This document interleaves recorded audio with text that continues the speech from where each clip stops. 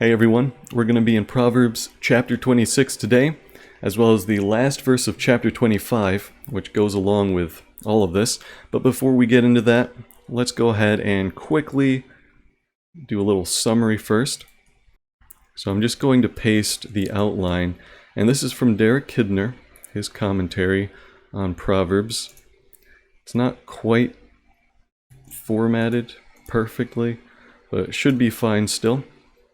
So there's the outline, and we start off with verses 1 to 7 of chapter 1. This gives us the introduction. It gives us the first title of the entire work. Verse 1, the Proverbs of Solomon, son of David, king of Israel. That's the title. And then it gives us the purpose and audience for the book of Proverbs. Verse 2, here's the purpose: to know wisdom and instruction, to discern the sayings of understanding, to receive instruction in wise behavior. So that's some of the purpose of Proverbs. It's also to give prudence to the naive. And that gives you a little hint on the audience, the intended audience of Proverbs. It's written to the naive to give them prudence. It's also written to the youth for knowledge and discretion. It's also written to a wise man who will hear and increase in learning. It's written to the man of understanding. And finally, in verse 7, you get the motto of Proverbs, which kind of unites the entire work, gives it a higher goal, and it's repeated a couple times in Proverbs. Verse 7, the fear of the Lord is the beginning of knowledge. Fools despise wisdom and instruction. Especially in chapter 26, we're going to talk a lot about the fool, so it's going to be kind of thematic in that kind of sense, talking about the fool there. And then we get into basically chapters 1 to 9, specifically starting in verse 8 of chapter 1, is according to the outline. And this is a father's praise of wisdom. This is where Solomon takes a fatherly role. You'll see a lot of "my son, do this, my son, don't do that." And he keeps on with that role throughout that section very strongly. And he brings up, the fatherly role elsewhere, but here it's especially strong. And we get longer discourses and areas that are much easier to organize. And then we get into chapters 10 to 22, ending at verse 16, where if you look at chapter 10, verse 1, you'll see another title. And this title is titled The Proverbs of Solomon. And you might wonder, hold on a second, I thought we were talking about the Proverbs of Solomon, chapter 1, verse 1.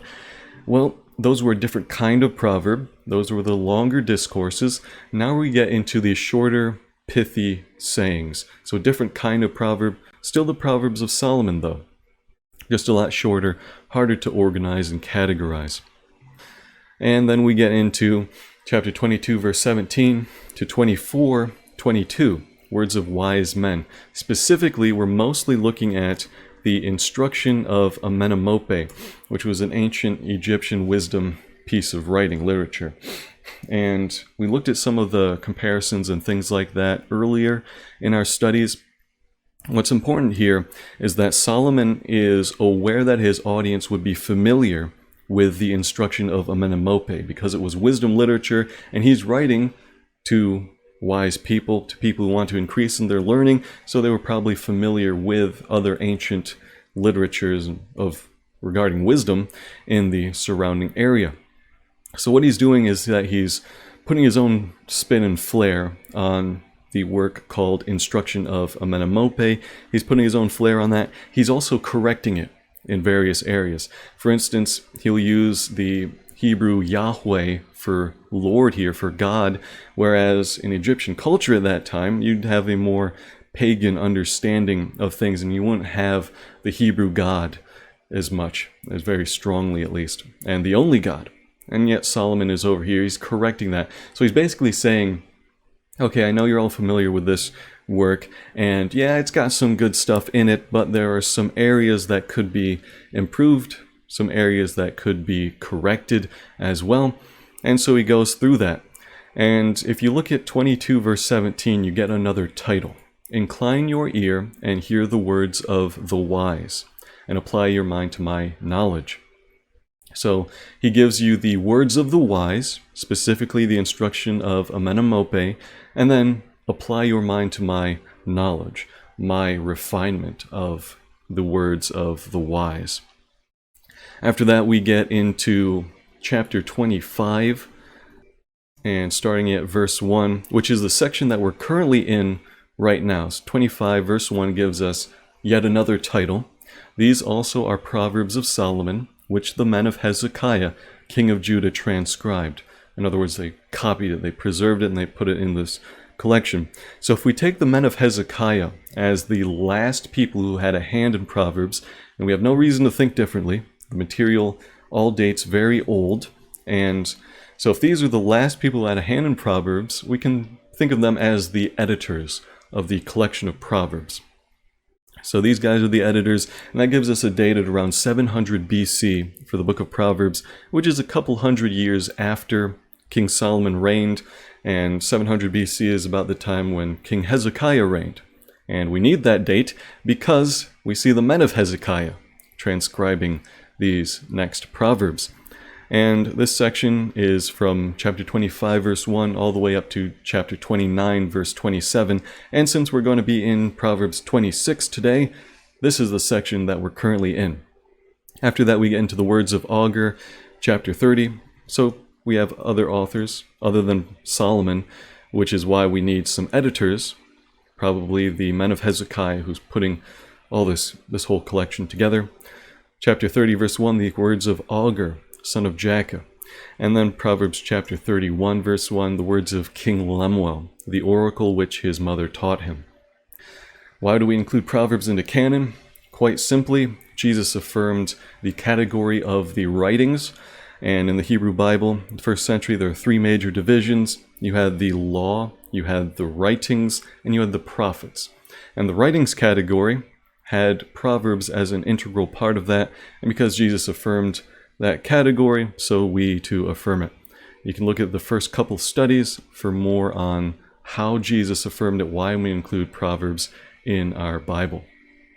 Anyway, let's get into Proverbs chapter 26.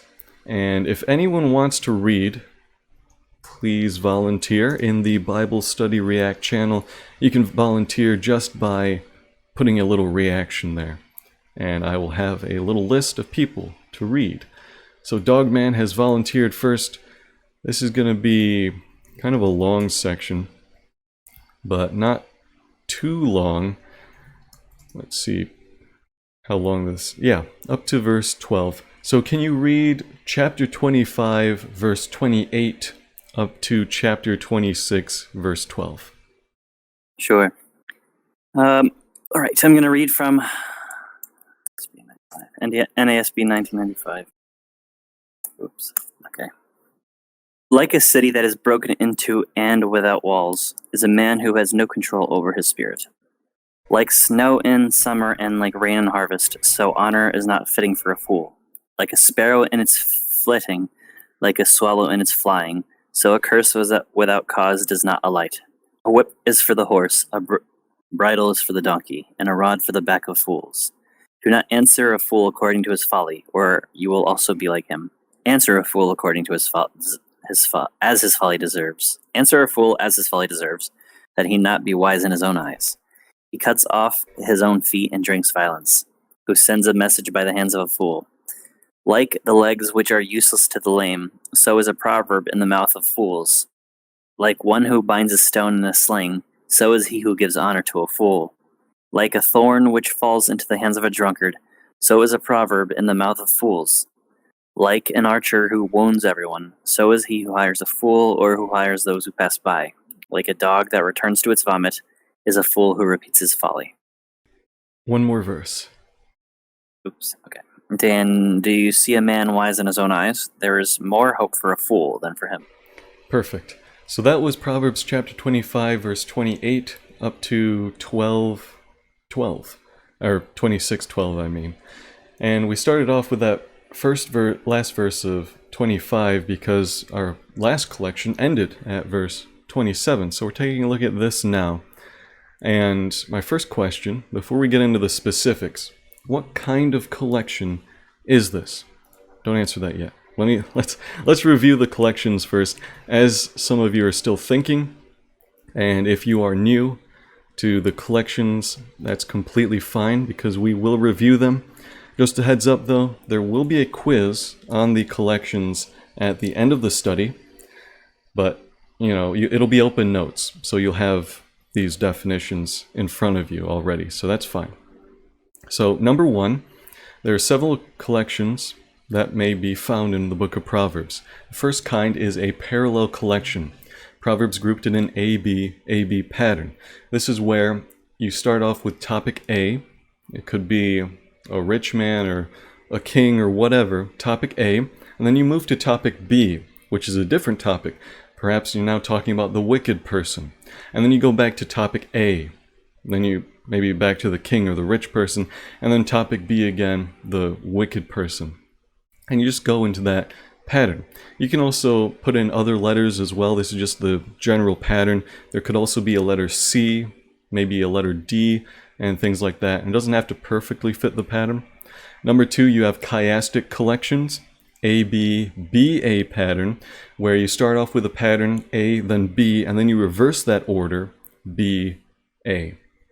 Then you have a catchword collection, and this is a collection that's grouped by a common catchword, where you just have a word repeated throughout that collection. And then you have a thematic collection, where you have a section that's grouped by a common theme. Perhaps there's just a section all about riches and wealth. Well, that would be one collection that would kind of be able to stand on its own. And then finally you have an inclusio collection, number 5. An inclusio collection is where you have a common word, phrase, or theme that is bookending a section, I should say. So you have that common word, phrase, or theme at the beginning of a section, starting off the inclusio, and then you have that same word, phrase, or theme at the end of that collection, which tells you, okay, now this section has ended. That's where we put an end to this section. So those are the 5 collection types. What kind of collection do you think this one is? Proverbs 25 verse 28 all the way to 26 verse 12.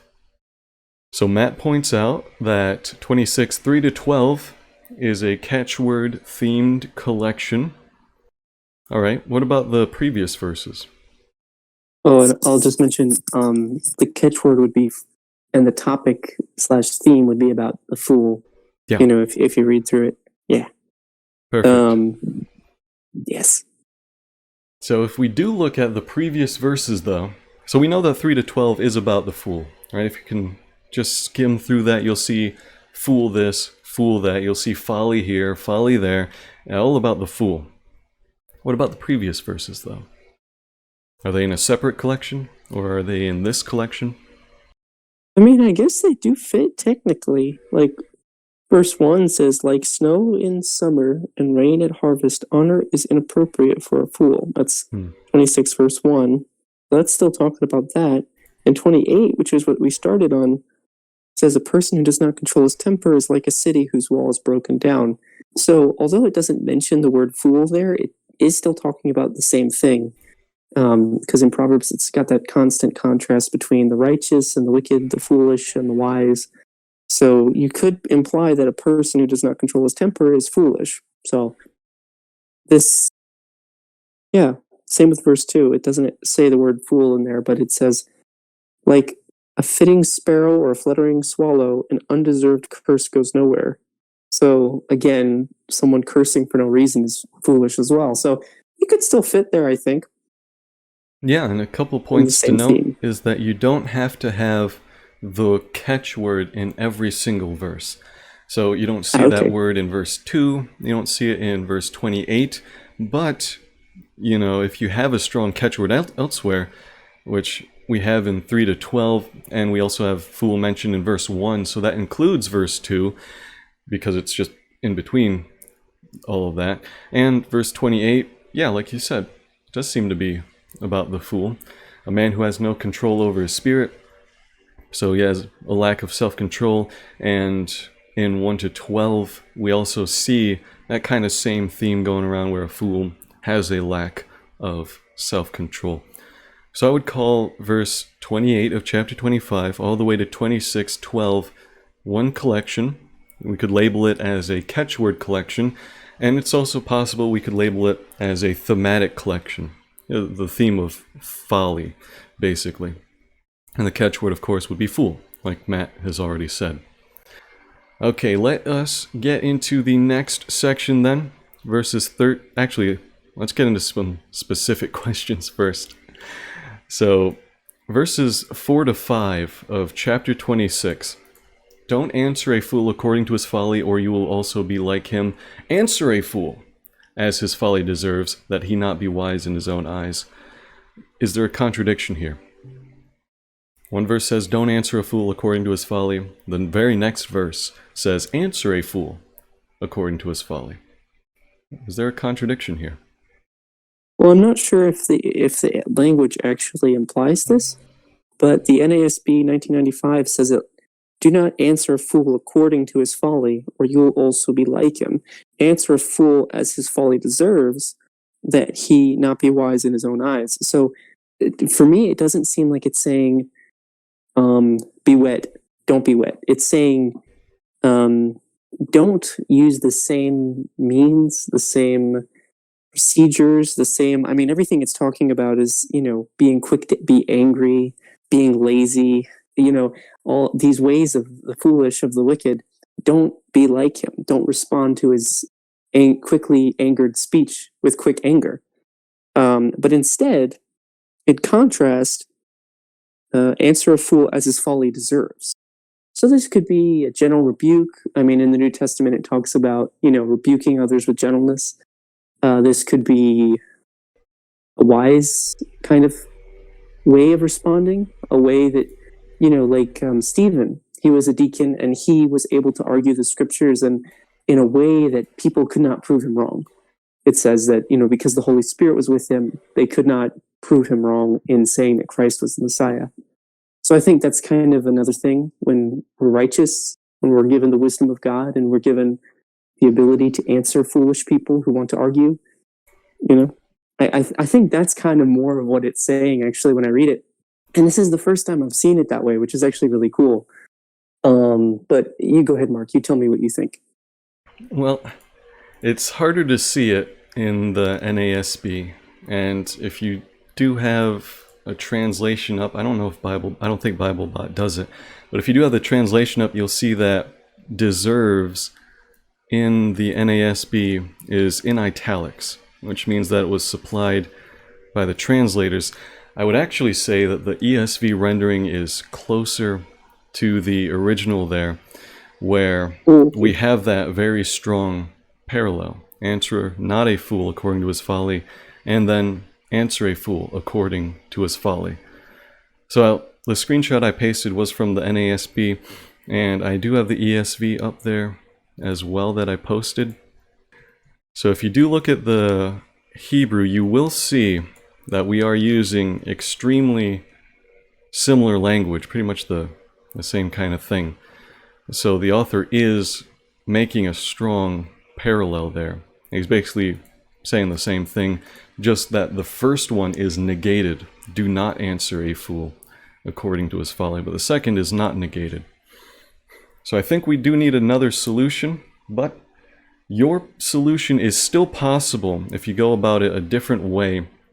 And the different way to do that would be to say that an author can use the same words and phrase to mean something else, even if it's, right together. So you can get to your conclusion that you said earlier, but just not in the way that you said, if that makes sense. So yeah, I think the other solution that I would go with, personally, would be to remember the genre of Proverbs, which is that we're talking about general truths, not strong individual promises that work every single time in every little circumstance. You get general truths that have to be applied with wisdom and with discernment, not 100% promises that work every time. And I believe that the context here also helps, and it also helps shed light on all of Proverbs, I believe. So looking at some of the verses in the context, for instance, verse 7, Like the legs, which are useless to the lame, so is a proverb in the mouth of fools. So this tells us that there are good ways you can use proverbs and bad ways that you can use a proverb. So a proverb in the mouth of the fool is used in the bad sense. And in verse 9, like a thorn which falls into the hand of a drunkard, so is a proverb in the mouth of fools.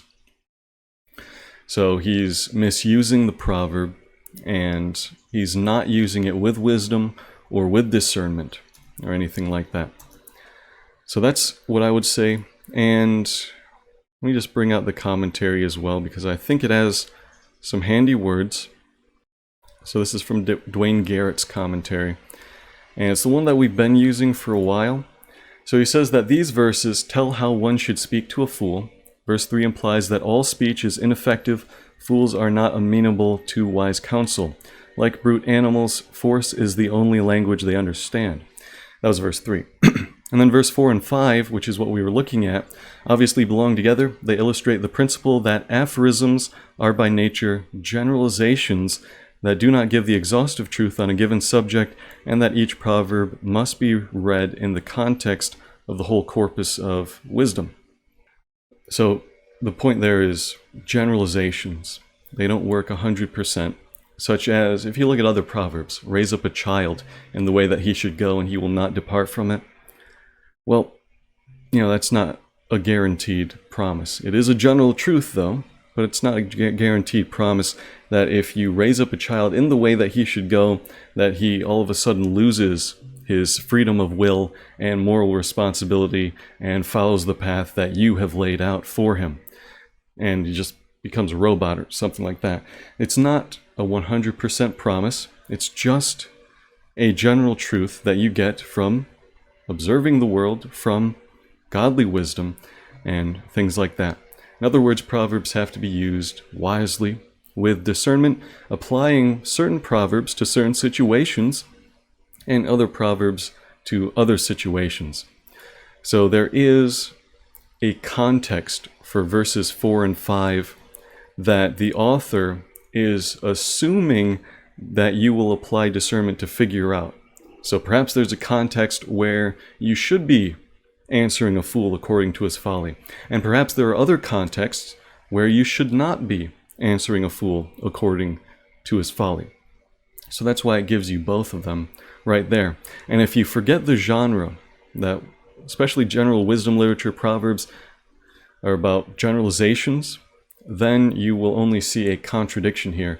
And this is what some ancient rabbis, they were pretty much in the minority, but some ancient rabbis wanted to deny Proverbs a spot in the Hebrew Bible because they saw a contradiction in Proverbs chapter 26, verses 4 and 5. That's a good one, Abe. Yeah. Hopefully that's not what you're thinking. Just kidding. All right. Let's get into the next section then, verses 13 to 16. And has anyone else reacted? No one else has reacted. But if you do want to read, please react to that message. So, Dogman, could you read verses 13 to 16? Sure. All right. Same Nasby, 1995. The Sluggard says, "There is a lion in the road. A lion is in the open square. As the door turns on its hinges, so does the sluggard on his bed. The sluggard buries his head in the dish. He is weary of bringing it to his mouth again. The sluggard is wiser in his own eyes than 7 men who can give a discreet answer." Did he say 16, Mark? Yeah, 16. All right. So that was the section. And what kind of collection is this? Yeah, I'll just paste it here for you. Or maybe not. Maybe BibleBot doesn't want to paste it. Don't think too hard about it. What kind of collection is it? You don't have to outline this one. There's a hint. It's like I always get the thematic and the catchphrase word ones mixed up, but the catchphrase would be sluggard, same as laziness, and the it's connected by that. I don't know which one would be better. I think catchphrase, because it uses the same word so many times, of Sluggard. Yeah, and you could just say both. That's a possibility too. Oh, okay. Yeah. So I would say, looks like both. Sluggard is the catchword that's been repeated throughout, and we also have a theme of laziness. So it could definitely be both. The commentary only lists it as thematic, but I would add also catchword in there. So I kind of disagree with the commentary. That's fine. Sluggard is very obviously a strong catchword here. And if you were following along from the previous collection, you also see how the collections are differentiated. So first we were talking about a fool, and it was all about the fool. It was all about folly. Fool was the catchword there. And then you can see how we have moved and switched gears into a different collection now, where instead of talking about the fool, now we're talking about the sluggard. And that is the word repeated throughout this next section. All right, any questions on verses 1 to 16? Anything that we talked about so far? So I just want to point out then, while you're thinking, verse 13, the sluggard says, "There's a lion in the road. A lion is in the open square." And this parallels a previous verse that we looked at before, where the sluggard was saying the same thing about a lion. He was just making an outrageous excuse to not do any work. And even if there was a real lion in the road, he's not just making something up, not the boy who cried wolf or anything like that. He's not making it up. Then he's still a sluggard, because verse 14, so does the sluggard on his bed. It's like he's confined to his bed. He can't even go around the rest of his house. He's just sitting on his bed. All right, I'll assume no questions, and we'll get to the next section. Verses 17 to 22. Dogman. Unless anyone wants to relieve Dogman. I'm fine. All right. All right. Same version. Like one who takes a dog by the ears is he who passes by and meddles with strife not belonging to him. Like a madman who throws firebrands, arrows, and death, so is the man who deceives his neighbor and says, "Was I not joking?" For lack of wood the fire goes out, and where there is no whisper, contention quiets down. Like charcoal to hot embers and wood to fire, so is a contentious man to kindle strife. The words of a whisper are like dainty morsels, and they go down into the innermost parts of the body. All right. So that was the next section, verses 17 to 22. What kind of collection is this? Yeah, definitely applicable. That's all right, Hat. No worries. It seems... Oh. Well, it seemed like there was some sort of theme of fire, but that's just verse 20 and 21. And 18. Yeah. It seems to talk a lot about gossip, talking, like throwing deadly darts. Someone who... Hold on a second, sorry, my brain's loading. So fine. verse 17 talks about about quarreling and about people who are quarreling, and it's not wise to get involved. Verse 18 is about like a madman who throws flaming darts and deadly arrows. So is the person who deceives his neighbor. Says, "I was only joking." So we see another kind of strifeful, quarrelsome, bad joke sort of situation. Without wood, fire goes down. Without a gossip, conflict dies down. Charcoal for embers. So quarreling, strife, doing bad jokes on your neighbors. I mean, it seems to all kind of be in the genre of contention, gossip, strife-ish. I think there's a common word to rule them all, but I'm just using all of those words because it's all in the same kind of genre of speech and, being considerate in what you say instead of being harsh or unconsiderate. And, yeah. Yep, you're right there. What is the name of that collection, if you can't find a catchword? Ooh, theme. Yes. It's a thematic. Thematic. I would definitely agree with that. And you already gave us the theme. Yeah. Yeah, good job. Yeah, you already gave us the theme, and like Dogman said, definitely applicable verses there. And I have seen, people in the server alone, a man who deceives his neighbor and says, "Was I not joking?" Or even just breaks the rules and says, "I was just joking." Well, that doesn't make it right. Yep, that's true. That Yeah. doesn't make it right at all. Yep. Yeah, definitely a good verse there too, Abe. Going even further than what not to do, but that everything that we do, whether we eat or drink, whatever we do all to the glory of God. Excellent verse. Any questions on this section or comments you guys want to bring up? I really appreciate the studying scripture together because it's a really, really important reminder. Like, so the verse in where it says, "Don't get involved with other people's quarreling and stuff." That's something I've done before, and I've seen negative results of it. And there is so much wisdom that can be found from scripture, just straight up scripture. It's so simple, and yet I ought to spend more time actually studying it. And so I appreciate being able to study it together. Yeah, I do too. Definitely come to some great insights together. All right, let's get to the next section then. Verses 23 to 28. Any volunteer to read that, other than Dogman? If my microphone's good enough, because my earbuds are kind of dying, I can read it. Yeah, go ahead, Matt.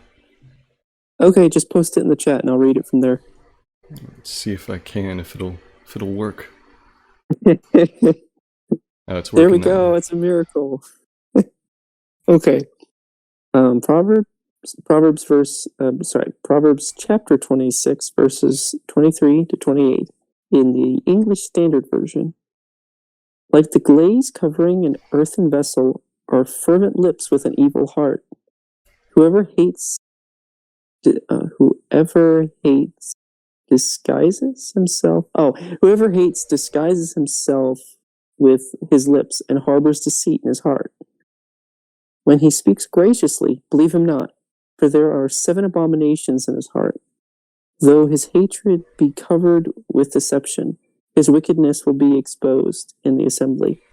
Whoever digs a pit will fall into it, and a stone will come back to him who starts it rolling. A lying tongue hates its victims, and a flattering mouth works ruin.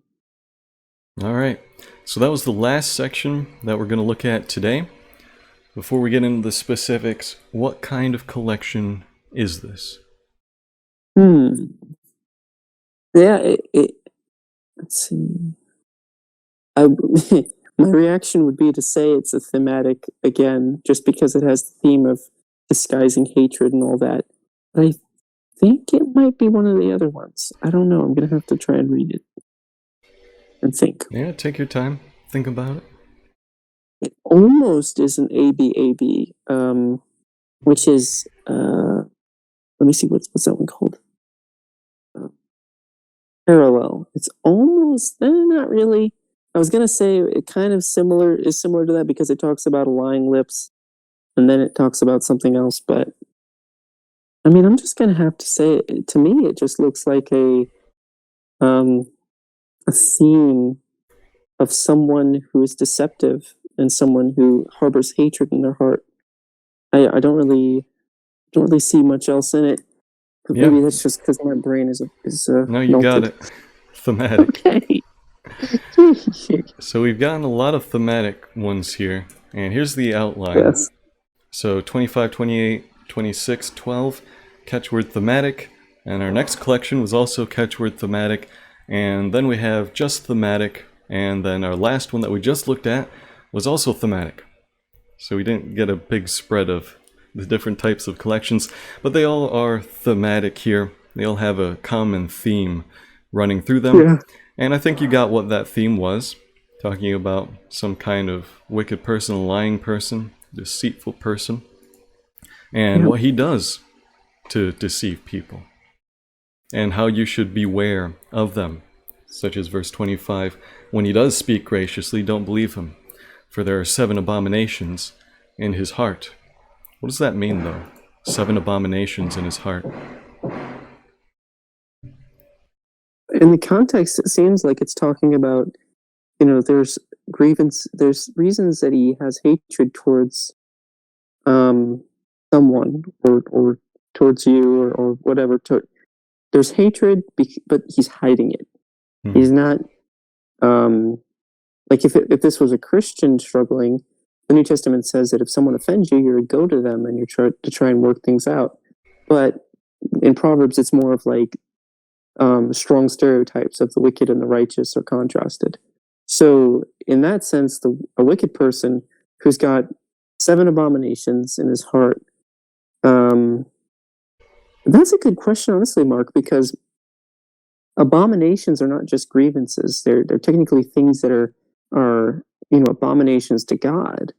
So I don't actually know if it's talking about something other than just him having particular issues against someone or against the Lord and not dealing with them or expressing them in a healthy way. Okay. Any other ideas? What are these 7 abominations? Or what does it mean, actually? I know 7 is the number of completion, so fullness of abomination could also be some sort of way to look at it. Yeah, I'll give you guys a hint. This is very easy with cross-references. Oh, okay. Look at my cross-references. It was a very long time ago, but we did look at another place in Proverbs where we talked about various abominations, specifically 7 of them. Yeah, there is another proverb that talks about there are 6 things the Lord hates, 7 that are an abomination to him. Exactly. You think that's what's being referenced? Hat says Proverbs 6. So let's take a look at that and see if it fits. Perhaps it doesn't. Perhaps it does.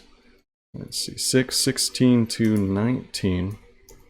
So if we go ahead and look at that, there are 6 things which the Lord hates, 7 that are an abomination to him. And it lists the things: haughty eyes, lying tongue, hands that shed innocent blood, heart that devises wicked plans, feet that make haste to run to evil, a false witness who breathes out lies, and one who sows discord among brothers. So I don't see any other reference to 7 abominations that we could be talking about in Proverbs 26-25, other than Proverbs chapter 6, 16 to 19. So I would say that, that's the connection there. That's what we're talking about. That's the 7 abominations we're talking about. So any other thoughts? I think so as well. Yeah. Oh, no, I have nothing to add to that. I think that's I subtly thought that, but then I thought, not too deeply. It just passed through my mind. But yeah, the power of cross-references. It's especially helpful in Proverbs because one of the ways that Proverbs is written is by random repetition, where he'll go on with one theme or concept here, and then a number of chapters later he'll hit on that same concept or theme, and then he might do it again, depending on the concept. Yep. All right. That is pretty much everything. Any final thoughts before we get into finishing the Bible study and then the quiz afterwards? Don't worry if you haven't been here. The quiz is open notes, so you can still participate in it if you've just joined. I don't have any questions. Anyone else? This is your last chance. What do you mean, anyone else? I mean, anyone else, because you've already said that you don't have questions. We win a prize if we get 100 on our test. You'll get a positive, enthusiastic message. Okay. I don't care. I was just curious. All right. I will assume no more questions. Yeah, private jet. All right, Dogman, could you please close us out with a word of prayer? Okay. God, thank you for today. Thank you for the Bible study. Thank you for sharing wisdom with us very easily, in a very easily accessible way. Help us to apply everything we learned and help us to grow in love and in obedience and commitment to you throughout the week. Help us to commit all of our heart to you. In Jesus' name I pray. Amen. All right, just stay though, because we do have a quiz. Don't worry, it's open notes. So here is the quiz link. So just remember that each collection type will be used only once, so you can kind of use the process of elimination to help you with the quiz. The questions should be a little easier than before, just a little bit. So go ahead and take that quiz. Maybe we'll come back in 10 minutes. Oh yeah, I do have that as an option, Hat. So yeah, we'll come back in 10 minutes, and I'll try not to keep talking so that you guys can focus on the quiz. And also for you online people watching this on YouTube or wherever, you can use the link down below in the description somewhere to take the quiz yourself. This one should be a little easier than the last one, and I'd encourage you to take it. And we will be going over the quiz answers at the end, though. I'll try to put these answers in and the way we show our work and everything like that at the end of this video. Unlike last time, I didn't have that part recorded, but it should be recorded this time. So go ahead and take that, maybe pause the video and take that quiz. Hey Mark, I have a quick question. Yeah, go ahead. So the third question on here has Psalm 30 I didn't know if Psalms went along the same lines as Proverbs in having inclusios and parallels, or if that was supposed to be Proverbs 30. Okay. And we had Genesis last week, passage from Genesis. Oh, okay. That's all. All right. I finished. Nice. I didn't do very good though. That's all right. Some of them are tough. I'll send you a screenshot to DMs, so I don't want to spoil anything for anyone else. Looks like most people have finished. Just a couple minutes left, and then we'll go through the answers. All right. So that has been 10 minutes. If you're still going, you can keep going, but it'd probably be good to also, just pay attention as we go through the answers and discuss these things. So if you do have the quiz up, you could probably pull it up pretty easily if you want, if you closed it, but it would help if you had it up. So let's go through the first question, Proverbs 16:10 to 15. And the answer there is catchword.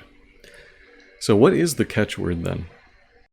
I'll just put it down here for the people who don't have the quiz up. But 16:10 to 15, what is the catchword there? Looks like no one got the first question right on the quiz. Now you can answer it, Matt. Yes, it's king. Okay, Fang got it. Sorry, Matt. Okay. So yeah, the catchword is king. So it's a catchword. Yep. You'll see king in verse 10. You won't see it in verse 11, but it doesn't have to be in every verse. You'll see it in verse 12, verse 13, 14, 15, every verse except verse 11. So here's another question. Why is this a catchword collection and not a thematic collection? I think because a thematic collection is like the other verses we're reading that have a general cohesive theme, but not the same word. Whereas when it has the same word, it's on a particular specific topic around that word. So king this, king that, instead of gossip, slander, bad joke, strife. That's all a general theme, but not a specific word. Yeah, that's true. So you see a king doing a lot of different things. So there's a lot of different things going on here. The word king itself is kind of hard to make into a theme, but it certainly can be a catchword. And just by the rules of the quiz, you do have to choose the strongest. And so a catchword collection is stronger than a thematic collection because the catchword is easier to spot, it's more explicit, where you just look at the word king. All right, let's look at the second question, which was it was chapter 12, 23 to 28 of Proverbs. And we had this listed as a parallel, which a couple people got right. So what is the parallel here? If you could outline this by topic. Anybody here? Yep, we're going through quiz answers right now. My bad. No worries. They're thinking hard right now. Brain thinking. I think Fang's right. It seems to talk about prudence, hardworking, righteous man, general theme. So that's some parallelism there. We got two topics. Yeah. I think that's a good start. All right, just to kind of speed things up a little bit, I'll just go ahead and paste the outline.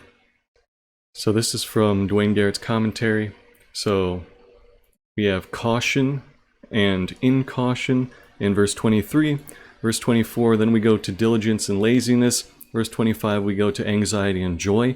So those are three different topics, which means we have A, B, and C. And then we see that same pattern, A, B, C, caution and incaution, laziness and diligence, life and immortality. So it is a little difficult to make the connection between verses 25 and 28 there, but it's a little weak there. Anxiety in a man's heart weighs it down, but a good word makes it glad, verse 25. Then verse 28, in the way of righteousness is life, and in its pathway there is no death. So generally in Proverbs, when you talk about life and death, you can be talking about quality of life and pretty much that. And so anxiety would decrease your quality of life, verse 25. And a good word would make it glad. That would increase your quality of life. And so verse 28, when it talks about life, you can kind of make that connection there, but it is weak. So you need the other verses there that have strong parallels to call this whole section a parallel collection. But that was a tough one. A couple people got it right though. All right, let's look at Psalm chapter 30 now. And we have this listed as a chiastic collection, which no one got right actually. Let me paste that for you. 1 to 12. And just because it takes a long time to look at chiastic collections and discern whether it is chiastic or not, I'm going to simply paste another outline. This is from the UBS. I think it was a little easier, at least, unlike the other catchword one, the previous one, where you had to look at the Hebrew. So this one you didn't have to look at the Hebrew for. But this is the outline of Psalm chapter 30 from the UBS handbook. So if we take a look at that, and you can see the letter topics on the left. We start off with A, which is in verse 1, extol. And if we look at letter A, the last verse of the psalm, we see praise. So praising, extolling, that's pretty much the same thing. And then in letter B, you have healed me. And in verses 10 to 11, you have mourning into dancing. So you were in a bad state before. Verse 2, I cried to you for help, and you have healed me. You were in a bad state, going into a good state. And in verses 10 to 11, especially verse 11, you have turned me my mourning into dancing. You have loosed my sackcloth and clothed me with gladness, going from a bad state to a good state, mourning into dancing.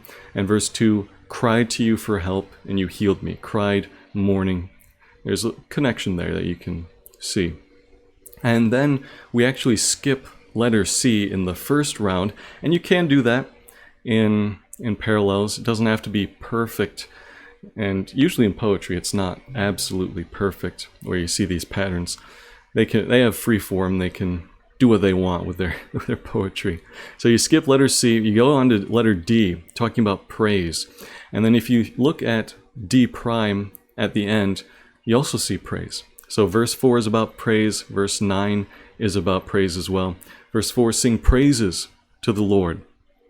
And verse 9, what profit is there in my death? Well, if I go down the pit, will the dust praise you? And then we get into letter E, talking about weeping, verse 5, and then crying in verse 8.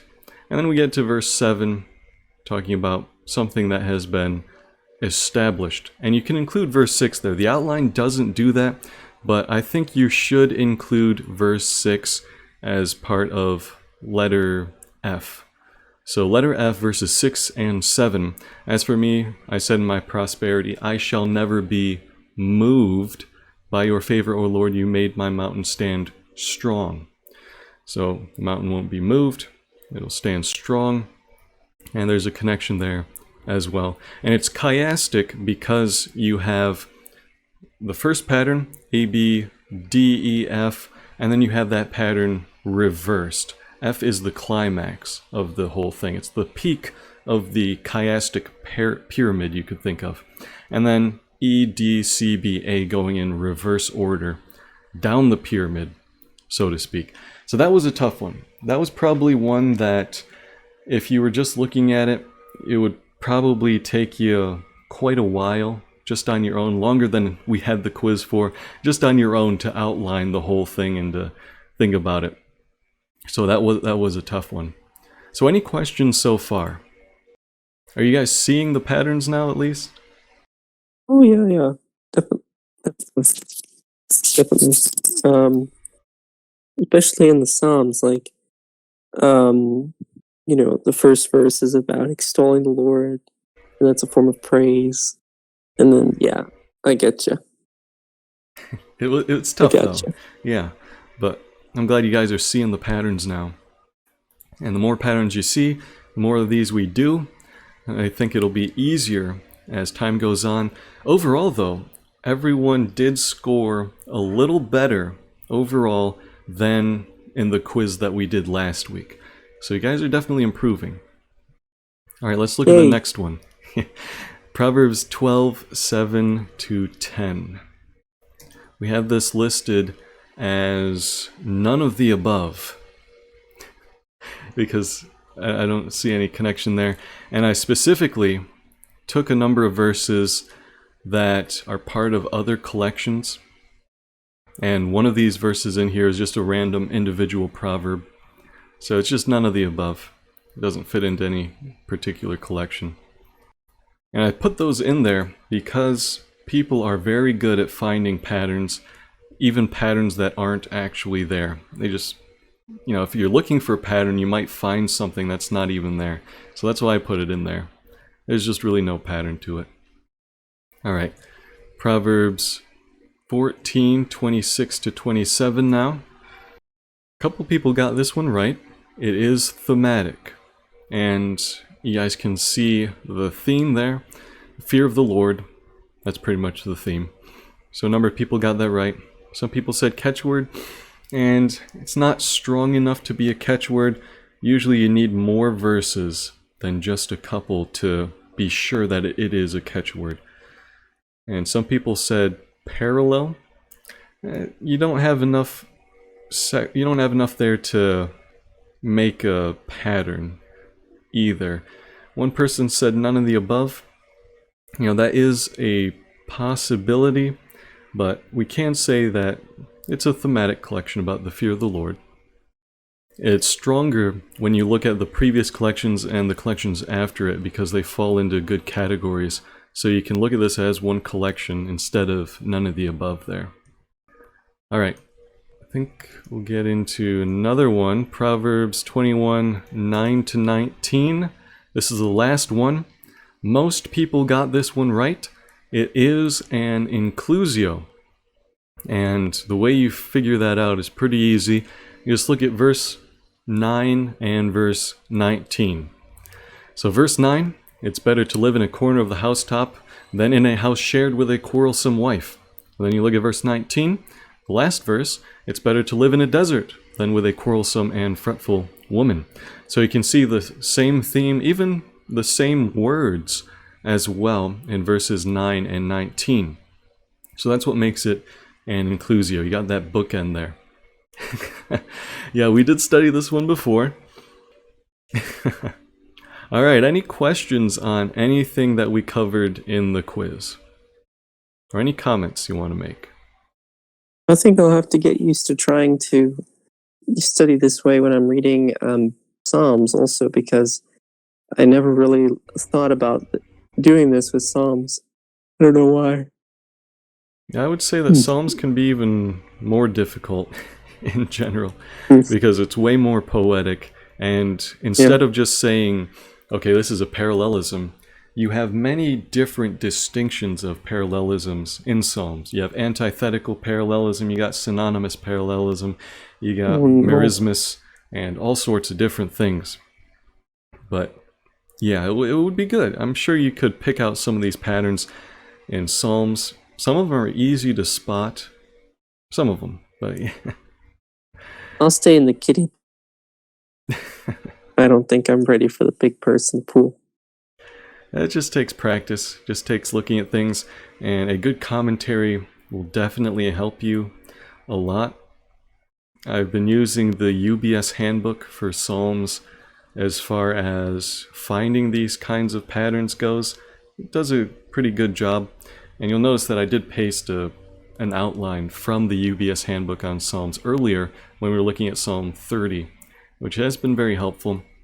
For Proverbs, best commentary I've seen for patterns and collections is Dwayne Garrett's New American Commentary, his volume in that series. But a commentary will help you a lot in figuring these things out. But you can figure them out yourself because they are observable, they are repeatable, intended patterns that you can find. That's all I wanted to point out with the quizzes. Now you can do it too. It's difficult, certainly, but you certainly can. You can see the patterns there. All right. I think that was it for everything. And we went through Proverbs chapter 26. We had a quiz on collections. Got some great stuff. And hope you all have a great week. Hope to see you next week where we get into 27 and 28. We're getting close to finishing our study on Proverbs.